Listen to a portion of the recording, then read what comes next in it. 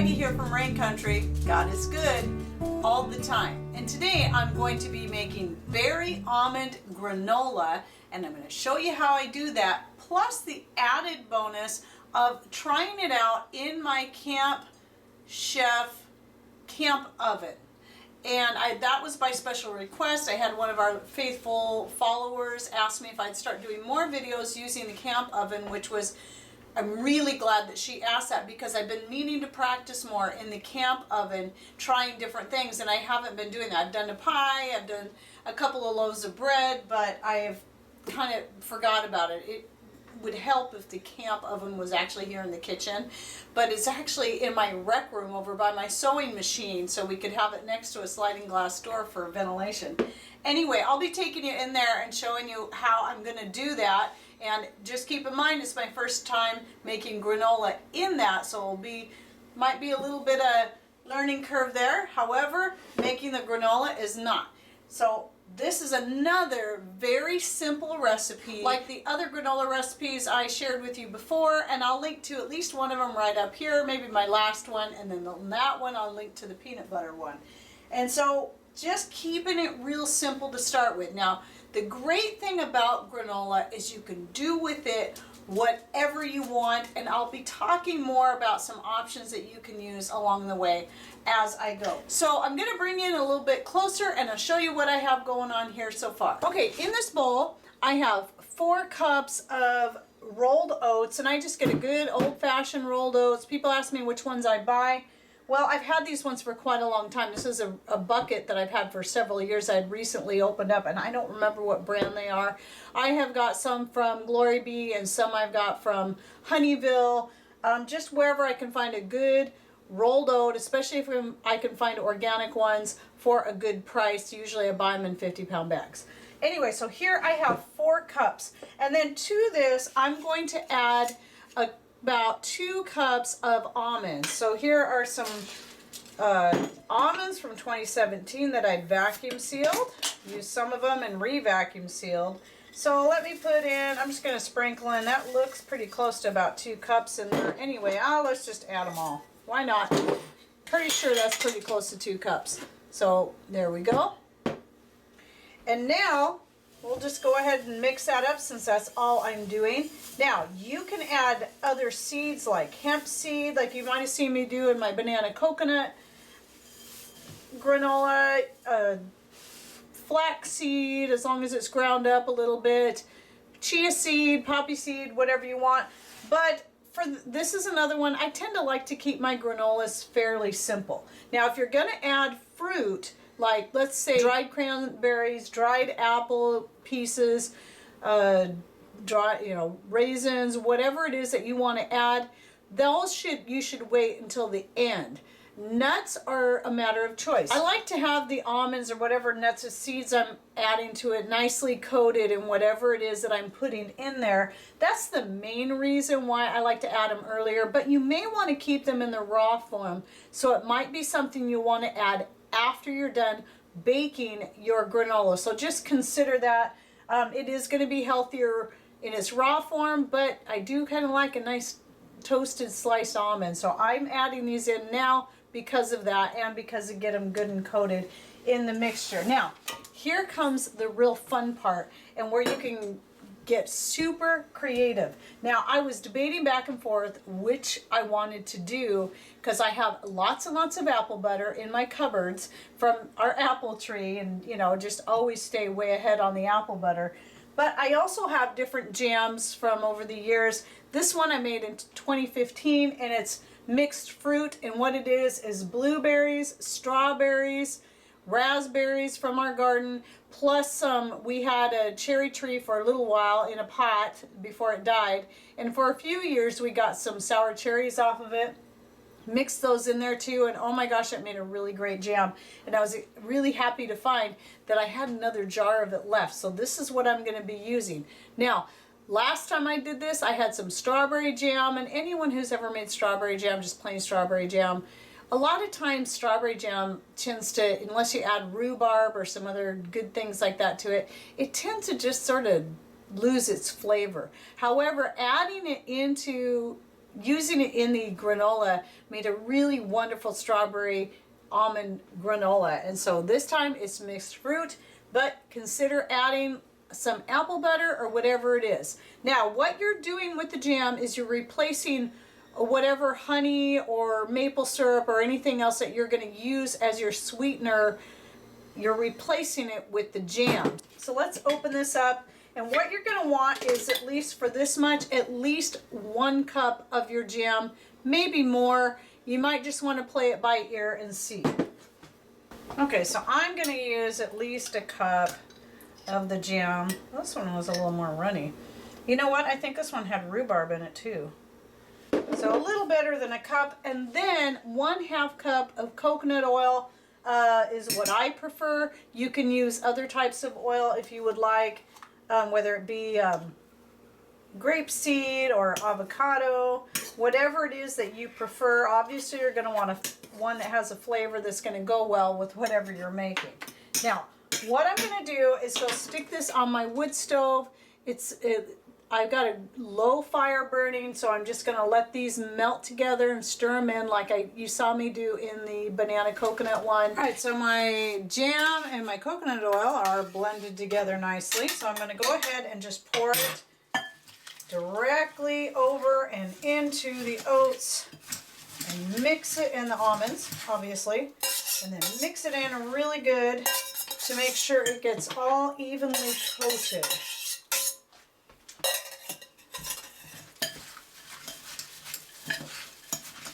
Just keep mixing it in there and just think of all the different possibilities.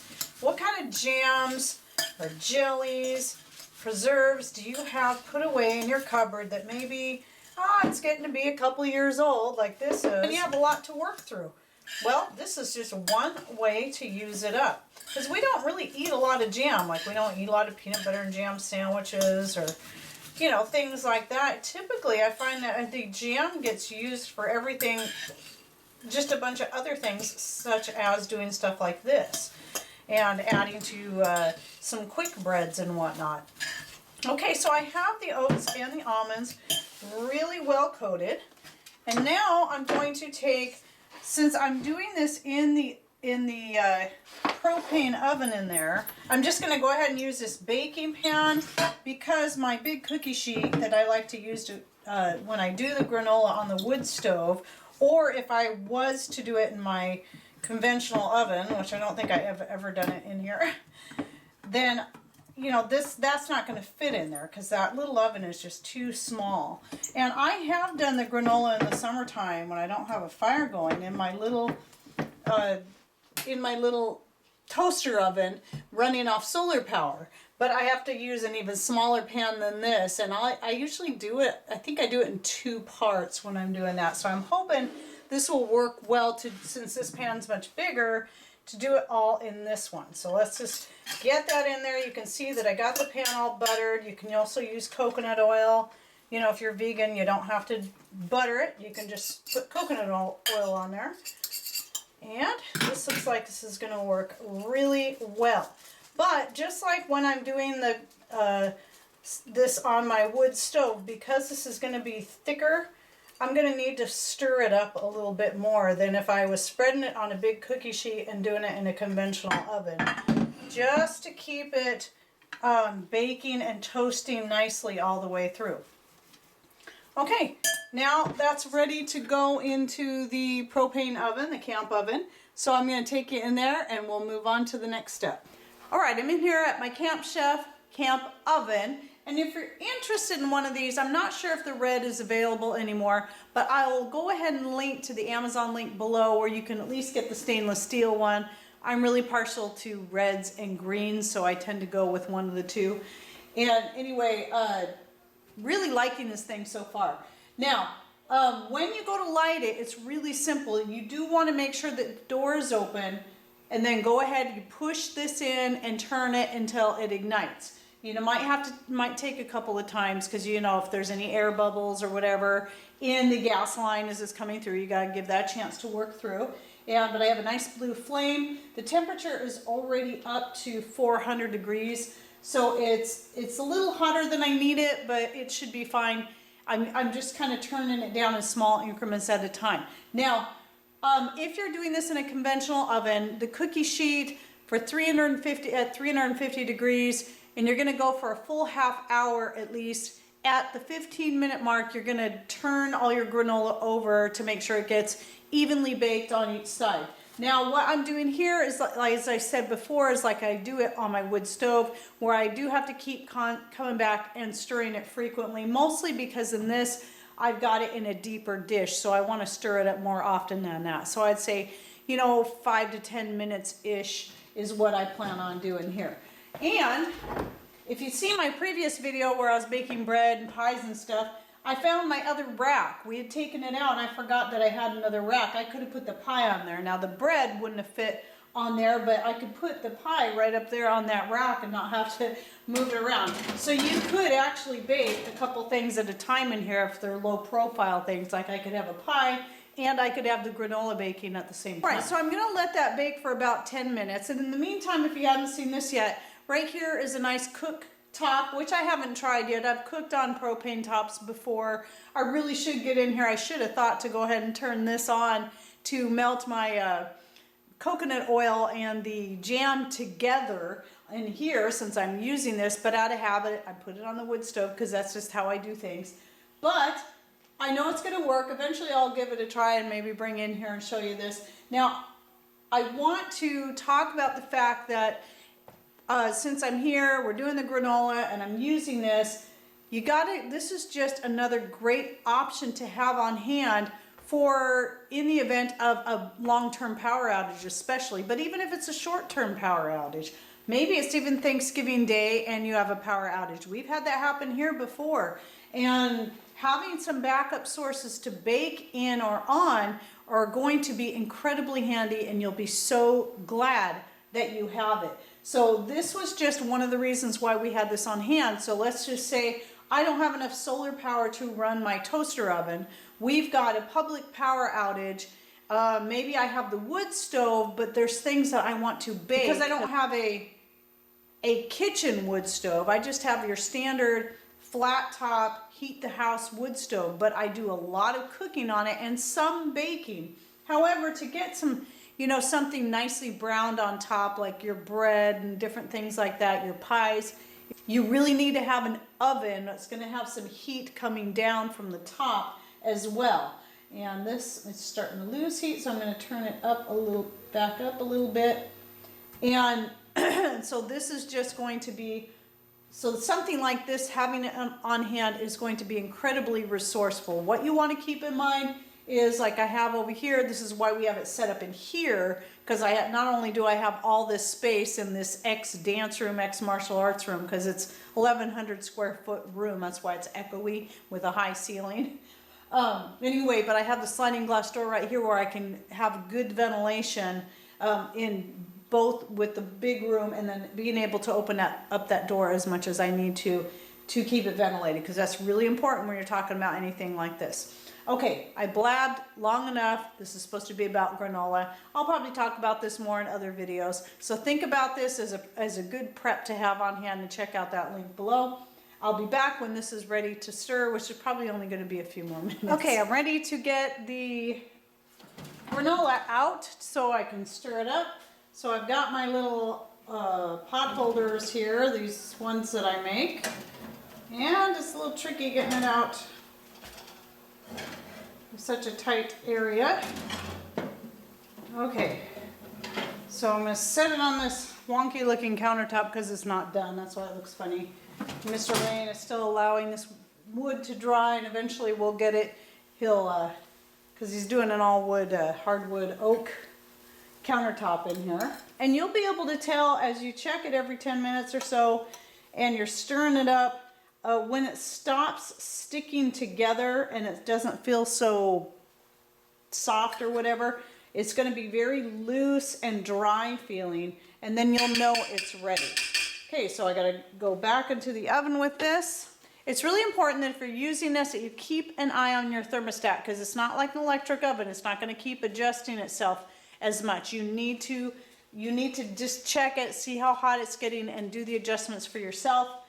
And I will come back in another 10 to 15 minutes and stir it up again. I won't need to show that part. I will just wait until it's all done and then let you know how many times I had to check it and stir it, and then show you what it looks like when it's all done. All right, well, my granola is all done and it's tasty and smells wonderful. And look at that beautiful color. It's nice and browned and very loose. It's actually still cooling down. And what you'll find is as it's cooling down, it may still seem sticky a little bit when you first pull it out of the oven, but as it's cooling down, it will start getting looser and less sticky as it goes. It kind of hardens up a little bit, just like anything else would that's like a, you know, got a sugar base in it, and you cook it and then it kind of solidifies a little bit. And that's what's going to happen here, which is the other reason why I really like to have the almonds in there, so they can get that nice glaze on them.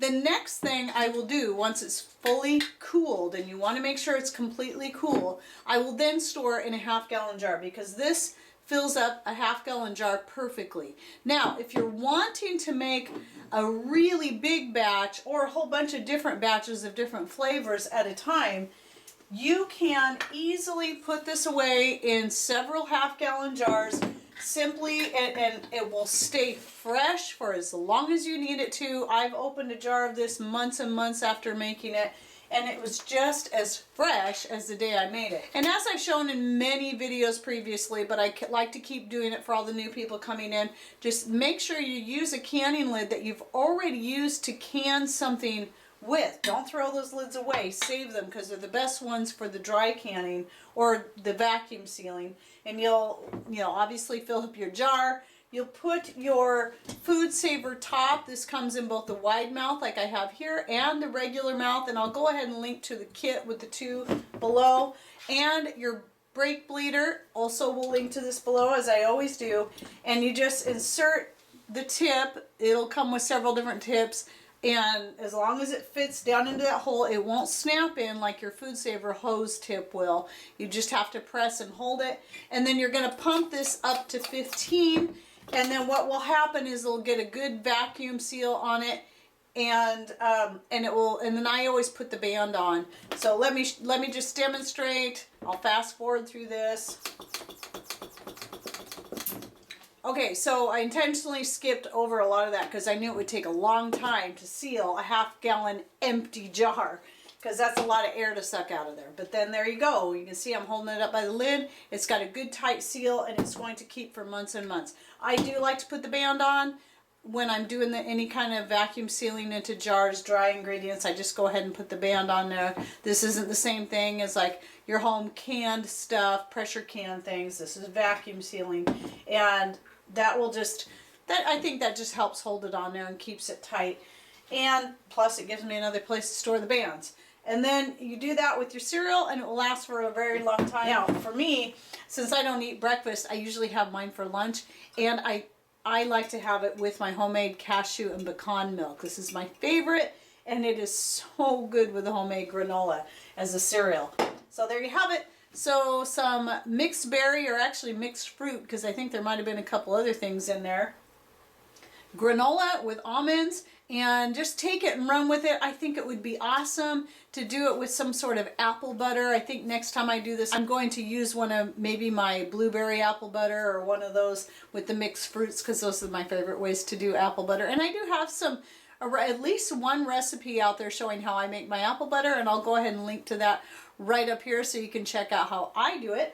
And there you go. So take it and run with it. Get creative, add whatever nuts and dried fruits and whatever other grains you think would be great in this. Thanks for watching. Take care, and God bless.